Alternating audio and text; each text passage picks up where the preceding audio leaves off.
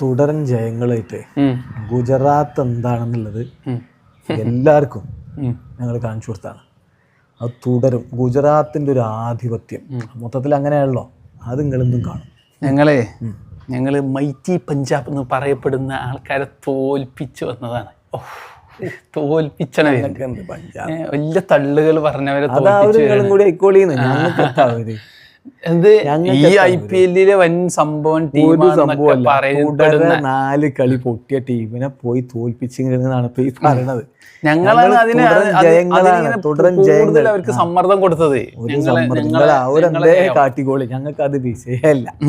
ഞങ്ങളാണ് ഇപ്പൊ ഇവിടെ ഈ IPL ഏറ്റവും ഉസാറിൽ കറന്റ്ലി പോയിക്കൊണ്ടിരിക്കുന്ന ടീമുകളിലൊന്ന്. അത് ഇന്നത്തോടു കൂടി നിർത്തി. പ്രിൻസ് ഞങ്ങളാ തുടർച്ചയായിട്ടുള്ള കളിയിൽ ഒന്നല്ല തോറ്റത്. എടിയിലൊന്നും തോറ്റിട്ടുള്ളൂ. അത് മതിയല്ലോ. അത് ഇടക്കൊന്നും നല്ലതാണ് തോൽക്കണ്ടേ. അപ്പോഴാണ് ആ തോൽവി എന്തൊക്കെയാണ് ന്യൂനതകൾ. രണ്ടാമതൊന്നും തോറ്റാണ്ടി അതിനുള്ള കളിയാണ് ഇപ്പൊ. രണ്ടാമതൊന്നുമില്ല. പ്രിൻസ്, സായ് സുദർശൻ, ബട്ട്ലർ മതി. ഇത്രയും മതി. ഞങ്ങളെ പേരുകൾ പറഞ്ഞ ഞങ്ങൾ ഞെട്ടും. അഭിഷേക് ശർമ്മ, ഇഷാൻ കിഷൻ, ക്ലാസൻ, എല്ലാവരും ഹെഡ്, ഇവരൊക്കെ നിങ്ങൾ എന്താ ചെയ്യാ? ഒക്കെ തൂക്കിയെടുത്ത് പുറത്തിടും. കാരണം ഗുജറാത്തേക്ക് എന്ത് എന്താ ഹൈദരാബാദ് ആ ഗുജറാത്തിന്റെ എണ്ണമടക്കുണ്ടല്ലോ കാണിച്ചു തരും. ഗുജറാത്ത് എന്താന്ന് ഞങ്ങളെ ടീം എന്താന്നുള്ളത് നിങ്ങൾ കാണും. രാഹുൽ ദ്രാവിഡിയൊക്കെ കിടലൻ ഫിനിഷിംഗ് ആയി മാറി വീണ്ടും. SRH ഇവിടെ ഭയങ്കര മറ്റേ ഒരു പ്രചാരമൊക്കെ നടത്തിനു. അതിനൊക്കെ ഉള്ള ഒരു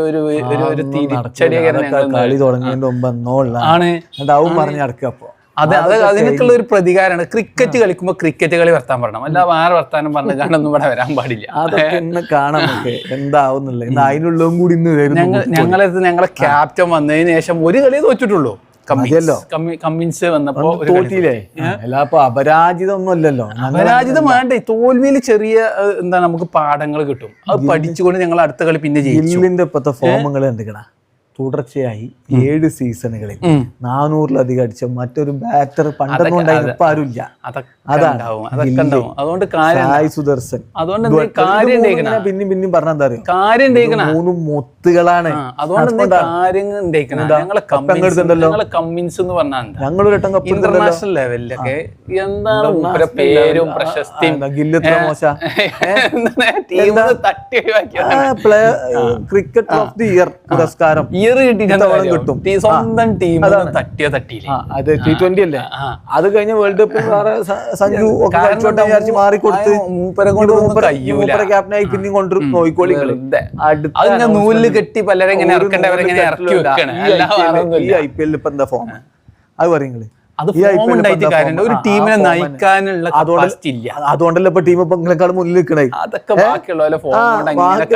മൂപ്പര് പേരും ഫോമിലുമാണ്, ടീം മുന്നിലുമാണ്. എന്നാലും മൂപ്പരെ പറ്റൂല. അത് ചില ആൾക്കാർക്ക് വേറെ ചില ആൾക്കാരെ തിരികെ കയറ്റാൻ വേണ്ടിയിട്ടുള്ള ചില ഉത്സിത താല്പര്യത്തിന്റെ മേലുള്ളതാണ്. അപ്പൊ അതും പറഞ്ഞിങ്ങോട്ട് വരണ്ട. ഗില്ല് തന്നെയാണ് മക്കളെ. ഗില്ല് ഇനിയിപ്പോ ഞാൻ പറയണില്ല. ഗില്ല്, സുദർശൻ, ബട്ട്ലർ ഇതിങ്ങനെ അങ്ങോട്ടും ഇങ്ങോട്ടും ഇങ്ങനെ ഇങ്ങനെ ഉരുവിട്ട് നിന്നോളി. കാരണം എന്താ പറയുക, ഞങ്ങളുടെ ടീമിന്റെ പേര് ഫസ്റ്റത്തെ 4-5 ആൾക്കാരുണ്ടല്ലോ, അവര് ഇറങ്ങിക്കാണ്ട് ഇങ്ങനെ തച്ചുണ്ടല്ലോ. കിളി ഒന്നുമില്ല, അതിനപ്പുറം കാണും. കിളി മാറും. മറ്റെടുക്കും. ഹർഷദ് ഖാൻ പ്രസിദ്ധ കൃഷ്ണ ഫോം ഔട്ട് ആയി എന്ന് പറഞ്ഞ ഹർഷദ് ഖാന്റെ ബൗളിംഗിൽ ഇവിടെ എല്ലാരും ഞങ്ങൾക്ക് കമിൻസ് ഉണ്ട്, ഹുസൈൻ ഉണ്ട്. റെഡ്ഡി കഴിഞ്ഞ കളി റെഡ്ഡിന്റെ കിട്ടലാണ്. ആദ്യത്തെ കുറച്ച് കളിയിൽ കിട്ടിയിട്ടില്ല എന്ന് പറയാം.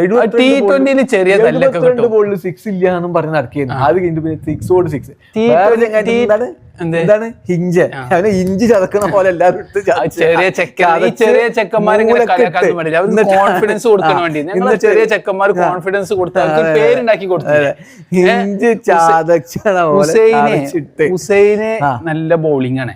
T20 കുറച്ച് അടിയൊക്കെ കിട്ടും. അത്ര ഇവിടെ ഇപ്പൊ നമ്മളെ റബാദിൻ ടീമൊക്കെ കൂടി എറിഞ്ഞാണ്ട് സിറാജ്, റബാദ, DSP വായിപ്പിച്ചു. ഒരു വായിപ്പിച്ച നമ്മുടെ ചിലവർ വന്നിരുന്നു. കൊടുത്തിട്ടുണ്ട്. DSP, റബാദി, അർഷദ് ഖാനും കൂടി ഉണ്ടാവും. ബാക്കി ഞങ്ങളെപ്പോ തേവാട്ടി അടക്കമുള്ള ഒരു ബാറ്റ് ഉസാറായി. സായ് സുദർശന് ഒന്നും പറയാനില്ല. ഇത് ടീം വേറെ ലെവലാ. ഇന്ന് SRHന്റെ കാര്യം കട്ടപ്പോ കഴിക്കുക.